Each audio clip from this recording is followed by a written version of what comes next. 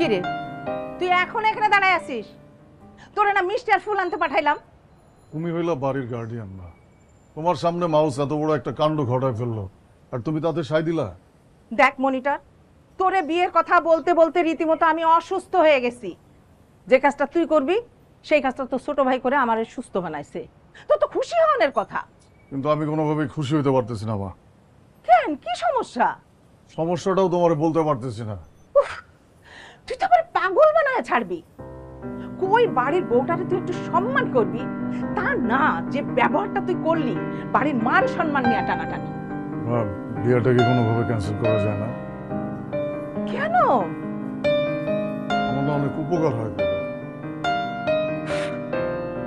রীতিমতো আমার লজ্জা লাগতেছে। আমরা ভাবতে পারতেছি না, মানে তুই আমার এইসব কথা বলতেছিস। মা আমার ভালো দেখো না মা। ছাড়, তুই কোনোভাবেই মাউসের বউর সামনে যাবি না।